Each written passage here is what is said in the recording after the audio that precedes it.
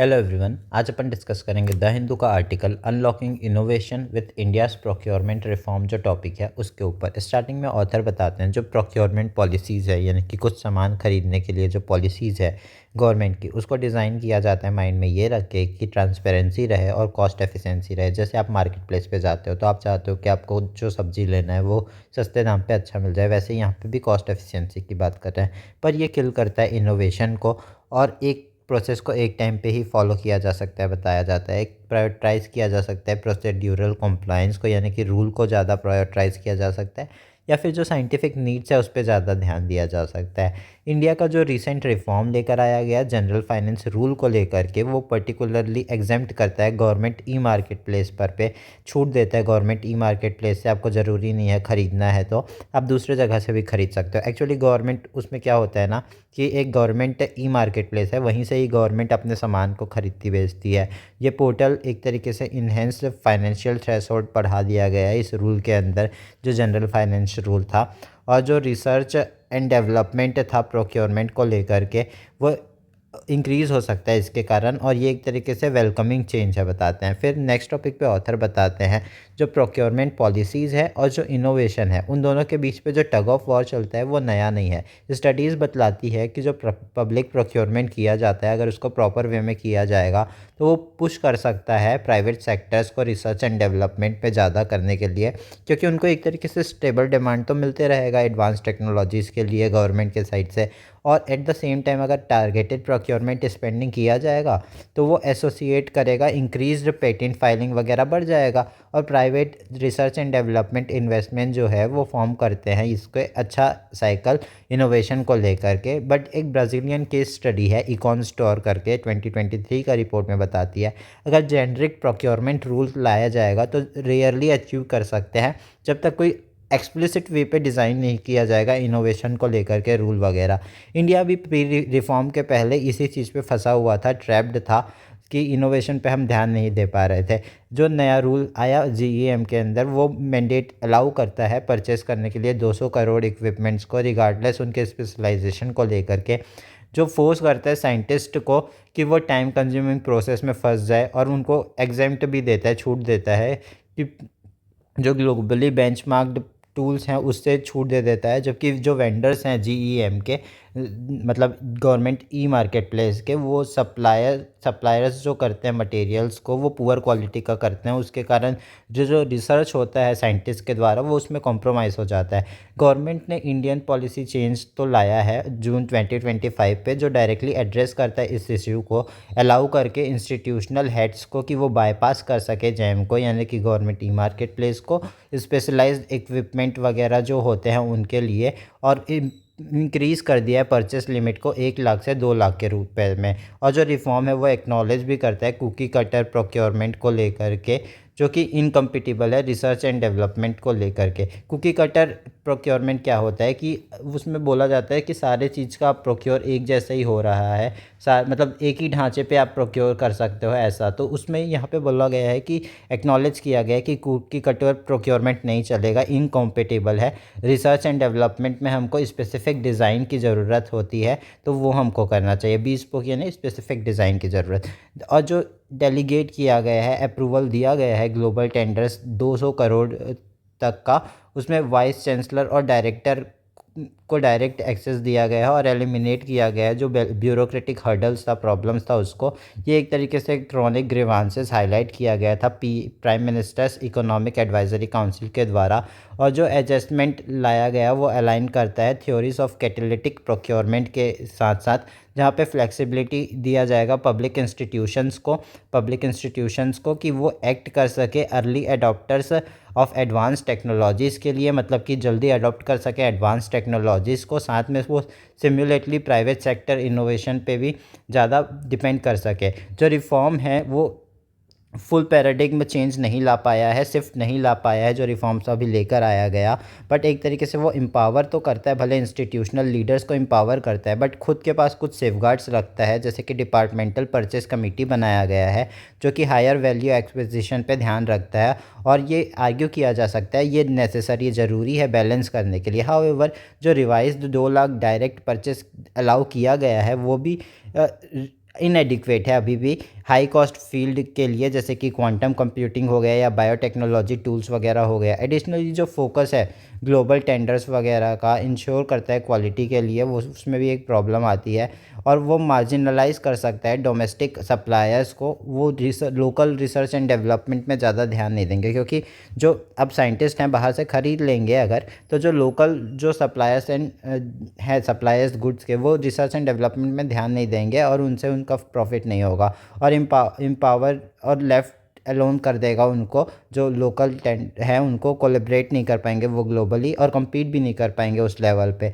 जो पॉलिसी का सक्सेस है वो डिपेंड करेगा कि किस वे पे उसको इम्प्लीमेंट किया जा रहा है। और ट्रस्ट करना इंस्टीट्यूशनल हेड्स पर पे प्रोक्योरमेंट के लिए वो इस डिस्क्रिशन से एज्यूम करके किया जा सकता है कि इस एथिकल स्टैंडर्ड्स पे खड़े उतरे वो, जो कि बहुत ज़्यादा स्लोली बिल्डअप होगा, धीरे धीरे बनेगा। और सिस्टम जो है वो हिस्टोरिकली थोड़ा प्रॉब्लमेटिक ही रहा है सिस्टम में, तो वैसे तो अगर अपन देखें अपने कंट्री पे, और इनएफिशिएंसी भी रहा है।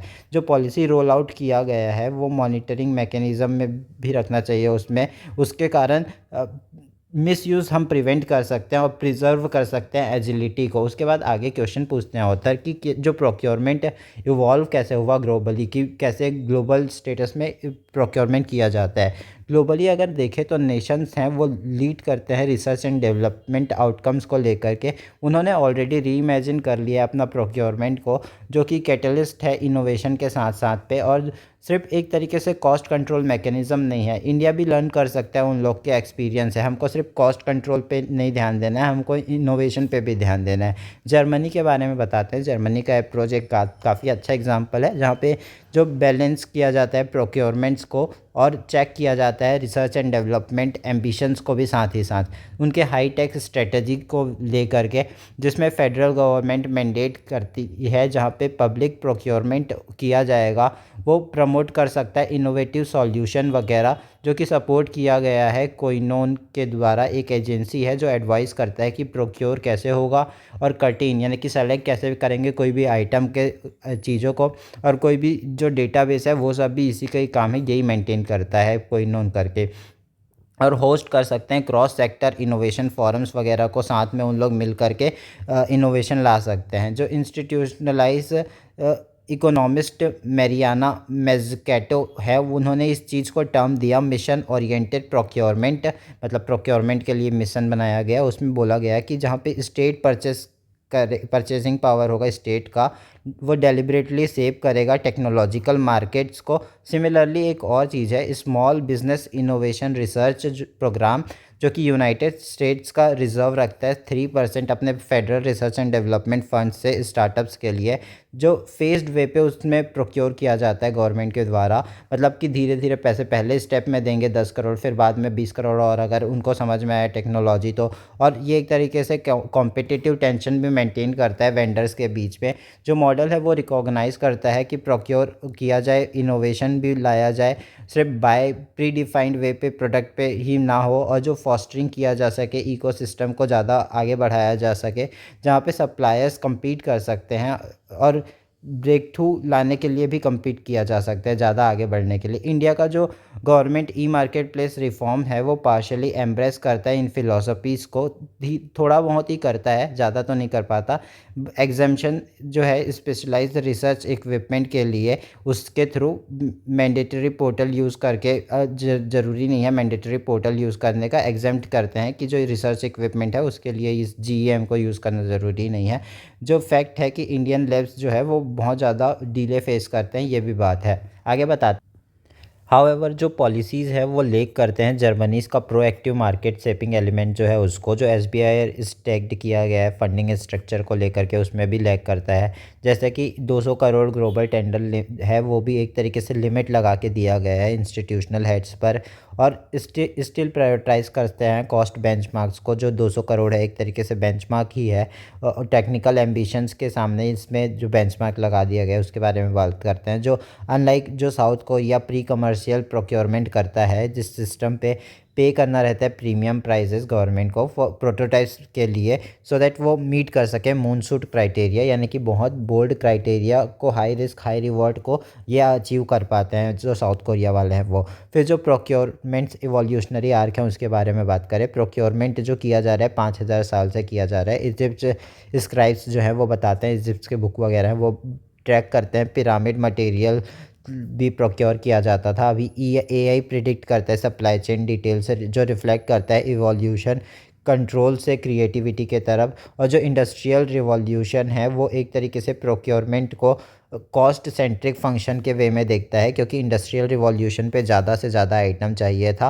बट जो वर्ल्ड वॉर हुआ, दो वर्ल्ड वॉर, वो एक्सपोज करता है स्ट्रेटेजिक रोल जो सिक्योर करने की ज़रूरत है, स्कार्स रिसोर्स को, ऑयल वगैरह को सिक्योर करने की ज़रूरत है, उसके बारे में बात करता है। यानी कि जो वर्ल्ड वॉर है वो ज़्यादातर इनोवेशन पे ज़्यादा फोकस कर रहा था। पोस्ट 1945 के 45 के बारे में बात करें तो जो ड्यूअलिटी है वो डिपेंड करता है कॉरपोरेशंस पे, कि just in time inventory system को अडॉप्ट करने की बात कर रहा था, जो just in time inventory system है उसको, जबकि जो गवर्नमेंट है वो प्रोक्योर करने की बात कर रहा था स्पेयर सेक्टर जैसे कि सेमीकंडक्टर वगैरह को। सो दोनों ही तरफ से काम चल रहा था। एक तो इनोवेशन पे ध्यान दे रही थी गवर्नमेंट, और एट द सेम टाइम जो इन्वेंट्री सिस्टम को जो प्राइवेट सेक्टर है उस पर ध्यान दे रही थी। जो नासा है वो सेमीकंडक्टर वगैरह पे ध्यान दे रही थी, और रिन्यूएबल्स पे ध्यान दे रहा था यूरोपियन यूनियंस का ग्रीन मैंडेट्स जो लेकर आया गया था। फिर आगे बताते हैं आज के टाइम पर, जिसमें कॉग्निटिव प्रोक्योरमेंट के बारे में बात करते हैं कि माइंड के वे से प्रोक्योर किया जा सकता है, क्योंकि जो एआई है वो अब सोच समझ सकता है खुद से। पहले सिर्फ सिस्टम जो होता था उसको फॉलो करना होता था। इंडस्ट्रियल रिवॉल्यूशन में सिर्फ टूल्स होते थे, मशीन्स होते थे, लेकिन अब एआई आ गया है जो खुद सोच सकता है। तो ये कॉग्निटिव प्रोक्योरमेंट की तरफ ले जा रहा है। और जो एआई एनालिसिस सप्लायर इकोसिस्टम है, सिम्युलेट करता है स्कार्सिटी सिनेरियोस को, सोच सकता है एआई, और ऑटोमेटिक कंप्लायंस ला सकता है, फ्रीइंग कर सकता है रिसर्चर्स को कि वो फोकस कर सके क्रिएटिव सोर्सिंग पे ज़्यादा। कंसीडर कर सकते हैं अपन एक एग्जांपल, जो फिजर्स का कोविड-19 का वैक्सीन एफर्ट था, जहाँ पे एआई ऑप्टिमाइज़ किया गया था प्रोक्योरमेंट आइडेंटिफाइड करने के लिए मल्टीपल क्राइटेरिया सप्लायर्स जो थे उनके। वहाँ पे बोला गया कि विथिन अ फ्यू हावर्स हो गया ये पूरा काम, जो कि पूरा 1 मंथ ले सकता था, या फिर उसको वीक में कर दिया गया। जो 1 मंथ का काम था उसको 1 हफ्ते में कर दिया गया। जो डिस्कशन होता है प्रोक्योरमेंट पॉलिसीज़ को लेकर के, वो हमेशा प्राइवेटाइजेशन की तरफ बात को ले जाता है, नेशनल जो लैब्स हैं उसके उसमें।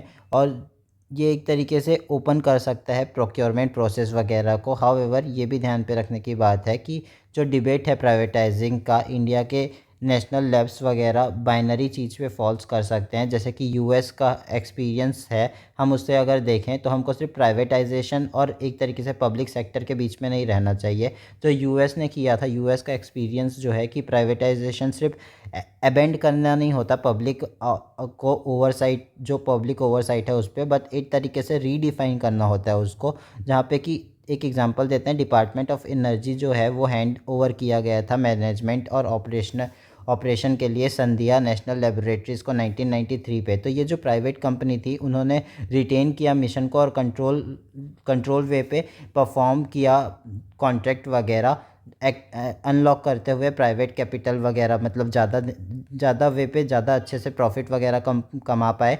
और लेज़र वगैरह पे भी ध्यान दिया गया, और मटेरियल रिसर्च पे ध्यान दिया गया। अब इसका रिज़ल्ट जो था कि काफ़ी इंक्रीज़ हो गया पेटेंट फाइलिंग वगैरह जब प्राइवेट इंडस्ट्री पे आया। तो मतलब कि पब्लिक और प्राइवेट एक साथ चल रहे हैं। यहाँ पे ये मत सोचना कि सिर्फ दो ही चीज़ है, पब्लिक अलग है प्राइवेट अलग है, ऐसा सोचने की ज़रूरत नहीं है। रेदर देन ये भी सोच सकते हैं पब्लिक और प्राइवेट तीन चीज़ हो सकते हैं। तो यही बोल रहा है कि ह्यूज इंक्रीज़ हुआ पेटेंट फाइलिंग में। पेटेंट के जो नंबर्स थे स्मॉल और जो मीडियम इंटरप्राइजेस में, वो बहुत बढ़ गए थे विथिन अ डिकेड्स। जो इंडिया का council of scientific industrial research है वो भी अडॉप्ट कर सकता है ये हाइब्रिड मॉडल्स को लेबोरेटरीज़ को लेकर के, जहाँ पे स्ट्रेटेजिक फील्ड जैसे कि स्पेस टेक और क्वांटम कंप्यूटिंग को बेनिफिट किया जा सकता है कॉरपोरेट स्टाइल एजिलिटी से। और प्रोक्योरमेंट जो है वो हायरिंग वगैरह, जिसमें जो गवर्नमेंट का मेंटेनेंस रहेगा, गवर्नमेंट और प्राइवेट इंडस्ट्री मिल के काम कर सकते हैं। जो कंट्रोल है की सेफगार्ड कर सकें नेशनल इंटरेस्ट को लेकर के, वहाँ पे गवर्नमेंट अपना रोल प्ले कर सकती है। तो यही कहना चाह रहे हैं कि सिर्फ डायरेक्ट आपको नेशनलाइज यानी प्राइवेटाइज करने की ज़रूरत नहीं है हर जगह। Procurement as a research variables है जो टॉपिक है, उसके ऊपर बात करते हैं अपन। इंडिया का जो प्रोक्योरमेंट रिफॉर्म्स लेकर आया गया वो नेसेसरी था, बट एक तरीके से इनसफिशिएंट था। तो 4 सिस्टमेटिक शिफ्ट के बारे में बात करते हैं जो कि डीपर चेंजेस ला सकते हैं, जिस पे पहला तो ये बोलते हैं कि आउटकम वेटेड टेंडर्स फॉलो करना चाहिए, यानी कि आउटकम के बेसिस पे, आउटकम के वेट पर पे हमको टेंडर देना चाहिए, जिसमें जिसमें एक तरीके से फिनलैंड के एग्जांपल को हम फॉलो कर सकते हैं, जहाँ पे इवेल्युएट किया जाता है बिड्स को ना सिर्फ कॉस्ट के बेसिस पे, but at the same time जो इंडेक्स है वेट किया जाता है वेरियस क्वालिटेटिव फैक्टर्स पे लेकर के, जैसे कि suppliers, research and development, investment क्या किया गया है, स्केलेबिलिटी कितना है, पोटेंशियल कितना है, ये सब चीज़ों को भी ध्यान रखना चाहिए। सेकंड बताते हैं कि हमको सैंडबॉक्स एग्जम्पशन भी देना चाहिए। सैंडबॉक्स एग्जम्पशन यानी कि ऐसा पॉलिसी रिलैक्सेशन जो कि सेफ टेस्टिंग के तरफ हमको ले जाया जाए, सो दैट इंस्टीट्यूशन को अलाउ किया जा सकता है, जैसे कि टिफ यानी कि Tata institution of fundamental research है, और जो इंडियन इंस्टीट्यूट ऑफ टेक्नोलॉजी है वो बाईपास कर सकती है जीएफआर को एंटायरली। जो रूल्स है उसको, ग्लोबल फाइनेंशियल रूल्स को, उनको डायरेक्टली बाईपास कर सकते हैं ये बड़े बड़े जो इंस्टीट्यूट हैं वो कुछ परसेंटेज तक के, सो दैट वो परचेस कर सके, प्रोवाइडेड वो हर हर साल का टारगेट जो इनोवेशन टारगेट है उसको मीट करें, और जो ऑडिट करते हैं थर्ड पार्टीज़ के द्वारा किया जा सकता है इसको। थर्ड जो है इंटरवेंशन की एआई ऑग्यूमेंटेड सोर्सिंग करवाया जा सकता है, डिप्लॉय किया जा सकता है इंडिया आई को इकोसिस्टम को लेकर के, और जिस पे क्रिएट किया जा सकता है प्रोक्योरमेंट असिस्टेंट को लेकर के, सो दैट वो स्कैन कर सके ग्लोबल कैटलॉग और प्रिडिक्ट कर सके कस्टम्स डिले जो हो सकता है, और जो AI at the same time suggest भी कर सकता है हमको अल्टरनेटिव मटेरियल्स वगैरह लेकर के, रिड्यूस कर सकता है डिसीजन साइकिल्स, मंथ्स जो मंथ्स में हम डिसीजन लेते हैं वो हवर्स में ले सकते हैं। तो हमको एआई को लाना चाहिए। फाइनली जो गो इन फॉर को प्रोक्योरमेंट अलायंस है उसके बारे में बात करते हैं, जैसे कि हम रेप्लिकेट कर सकते हैं यूरोपियन यूनियन का जॉइंट प्रोक्योरमेंट एग्रीमेंट जो है, वैसे ही चीज़ को हम भी फॉलो कर सकते हैं साथ साथ मिल करके जो एग्रीमेंट होता है उसको, सो दैट हम इनेबल कर सकें मल्टीपल इंडियन लैब्स को एग्रीगेट डिमांड पे। मल्टीपल इंडियन लैब्स जैसे कि जो टिप्स जो अपने ने ऊपर बात किया आईसीआईआर जो है वो सब एक साथ मिल करके काम कर सकते हैं, और जो एग्रीगेट डिमांड है हाई कॉस्ट आइटम के लिए, जैसे कि क्रायोजेनिक कूलर्स वगैरह के लिए, वो पोल बना सकते हैं एक तरीके से, और साथ में मिल करके वो उसके लिए नेगोशिएट कर सकते हैं, तो सस्ता पड़ जाएगा अपने को चीज़ें। प्राइवेटाइजेशन कोई सिल्वर बुलेट नहीं है, टूल है एक तरीके से प्राइवेटाइजेशन बहुत सारे टूल्स में से। जो स्टडी है यूएस लैब्स में वो वार्न करता है कि अगर सिर्फ ट्रांसफ़र करना चाहते हो ओनरशिप को बिना परफॉर्मेंस लिंक फंडिंग के और कॉम्पिटिटिव प्रेशर, वो रिस्क करेगा इनफेक्टिव लैब्स को, क्योंकि प्रेशर रहेगा तो वो इनफेक्टिव हो जाएंगे। और जो गोल है वो क्रिएट करने का होना चाहिए प्रोक्योरमेंट कंटिन्यू प्रोसेस में हो प्रोक्योरमेंट, जहाँ पे पब्लिक और प्राइवेट एंटिटीज़ को एग्जिस्ट कर सकें साथ साथ ही, और ईच लोगों को एक्सेस मिल पाए, शेयर्ड इनोवेशन करने का मौका मिल पाए मार्केट प्लेस पे। बट जो है गवर्न किया जाए डिस्टिंक्ट रिस्क और रिवॉर्ड के बेसिस मैट्रिक्स में मिलना चाहिए। ऐसा नहीं दोनों को प्रॉफिट भी उतना ही मिल रहा है, जैसा उनका इनोवेशन रहेगा वैसा उनको रिवॉर्ड मिलेगा। इंडिया का जो government e marketplace reform लेकर आया गया था वो टेंटेटिव स्टेप्स है टूवर्ड्स प्रोक्योरमेंट सिस्टम, और टेंटेटिव स्टेप्स है प्रोक्योरमेंट सिस्टम के लिए, जो कि वैल्यू करता है time to lab as a much cost savings को लेकर के, ज़्यादा कॉस्ट सेविंग्स पे ज़्यादा ध्यान देता है। जो लेसन हम सीख सकते हैं हिस्ट्री से वो क्लियर है कि सिविलाइजेशन को प्रोक्योर करना चाहिए मॉन्यूमेंट्स के लिए बस नहीं, but at the same time produce करना चाहिए इंक्वायरी, यानी कि हमको ज़्यादा आगे का सोच करके हमको ज़्यादा प्रोक्योर करना चाहिए। ऐसा नहीं कि सिर्फ उस टाइम के लिए बस ख़रीदना है, अपना काम चलाना है करके ख़रीद लेना चाहिए था। इतना ही था इस आर्टिकल पे। अगर अच्छे से समझ में आया होगा, आई बिलीव आ गया होगा, तो लाइक और सब्सक्राइब करना, शेयर करना। Have a good day and sorry आज डिले हो गया वैसे तो आर्टिकल डालने पे, क्योंकि आर्टिकल काफ़ी लंबा था। तो अगर पूरा लास्ट तक देखा होगा तो लाइक सब्सक्राइब एंड शेयर करना। Have a good day, bye.